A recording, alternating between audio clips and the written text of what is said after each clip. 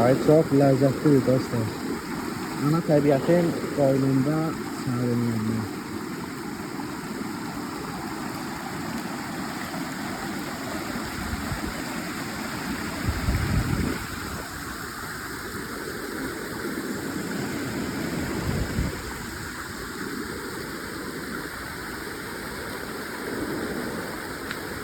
Güneşimiz yerinde, ormanımız yerinde, çayımız yerinde, şalalemiz yerinde, serinliğimiz yerinde.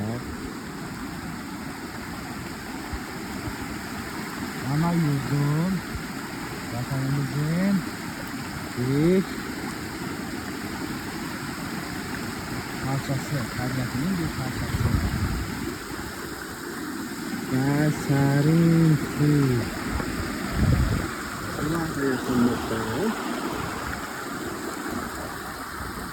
Ve bilgimiz, sanatımız, felsefemiz de yanında.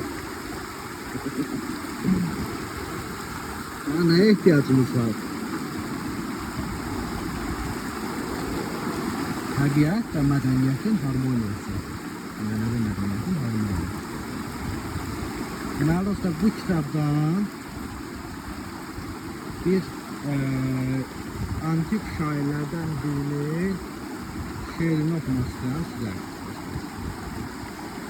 Deməli, görün nədir? Deyir ki,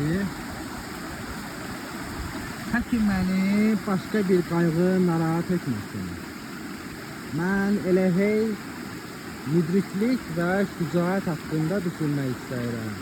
Təki həmişə forminqadan, rəqsdən, nəğmə oxumaqdan ləzzət alın. Təki sevinclərimi kəmal aydınlığı ilə yaşayın. Antik bir şair belə deyir dostlar. O da deyir ki, mən istəyirəm ki,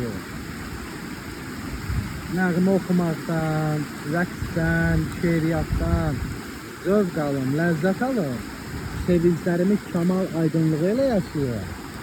Və elə hey müdriklik və şücaət haqqında düşünün.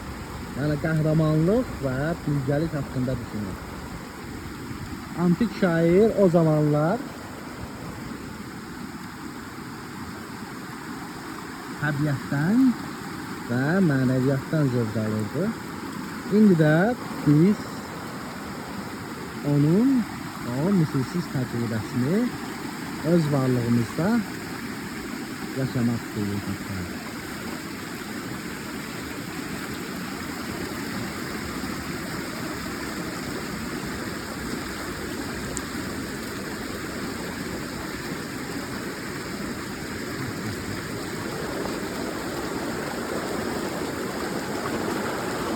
Adamın bədəni yenilənir dostlar. Məncə siz də təbiətdən zövq alın.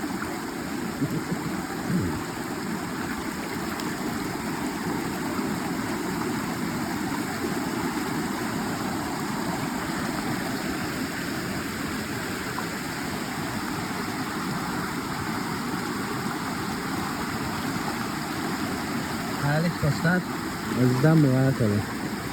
Video gülməli çıxırsa üzülür biləsiniz dostlar, biləsiniz. Əgər siz güldürdümsə çox şad olaram.